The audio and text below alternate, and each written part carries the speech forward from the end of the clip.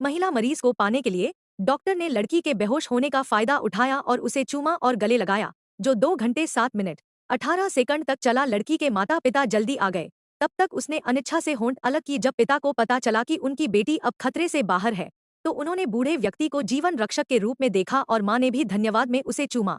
लेकिन बूढ़े व्यक्ति को उम्रदराज महिलाओं में कोई दिलचस्पी नहीं थी। वह बस बिस्तर पर सोई शाओ मेई की फिक्र करता था। बूढ़े ने चुपचाप कसम खाई कि किसी भी तरह से वह शाओ मेई को पाएगा। अगले दिन बूढ़ा चाय के बहाने से फिर से शाओ मेई के पास गया और दवा बदलने के नाम पर फायदा उठाया। भोली शाओ मेई ने इस पर ज्यादा ध्यान नहीं दिया, लेकिन जब उसकी मां खाना लाई तो उसे डॉक्टर पर शक हुआ। डॉक्टर ने समझाया कि वह दवा बदल रहा था, पर डॉक्टर के जाने के बाद मां ने बेटी से पूछा कि क्या कुछ अनुचित हुआ। बेटी के बार बार इंकार से मां को राहत मिली, लेकिन छुट्टी के वक्त शिष्टाचार में शाओ मेई ने गले लगाया। तब मां ने देखा कि बूढ़े का हाथ कुछ ज्यादा बड़ा था। इससे मां की शंका सही लगी, लेकिन सोचकर कि अब छुट्टी हो गई है और अस्पताल में कुछ गंभीर नहीं हुआ, उन्होंने कुछ नहीं कहा। मां ने ज्यादा कुछ नहीं कहा। उन्हें नहीं पता था कि अस्पताल से छुट्टी के बाद बूढ़ा और पागल हो जाएगा। वह चुपके से लड़की की हर गतिविधि का पीछा करने लगा। घर का पता और दिनचर्या जानने के बाद उसने जानबूझकर मुलाकातें करने की कोशिश की ताकि पसंदीदा व्यक्ति के करीब आ सके। शुरुआत में शाओ मेई ने ज्यादा नहीं सोचा, लेकिन जैसे ही बूढ़े ने हाथ बढ़ाया वह चौंक गई। भले ही मासूम हो, वह समझ गई कि इसका क्या मतलब है, इसलिए उसने तुरंत दूरी बना ली। जब बूढ़े ने फिल्म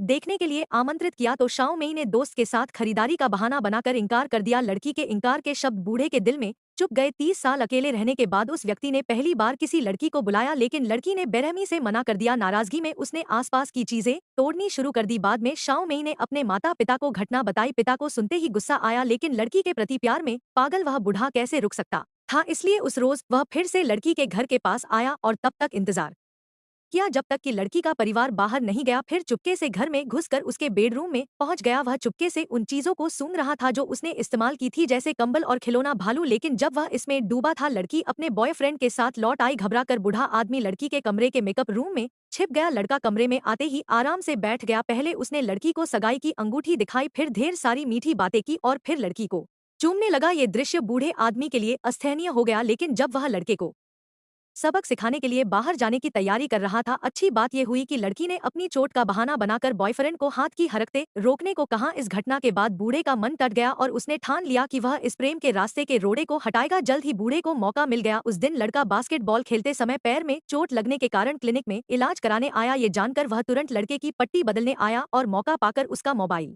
फोन चुरा लिया और उसकी आवाज में दोस्तों को संदेश भेजकर लड़की के बारे में बुरा कहाँ। संयोग से उनमें से एक की गर्लफ्रेंड शाओ मेई की करीबी दोस्त थी। ऐसे ही और भी वीडियो देखने के लिए हमारे चैनल को सब्सक्राइब करें और बेल आइकन को प्रेस करें।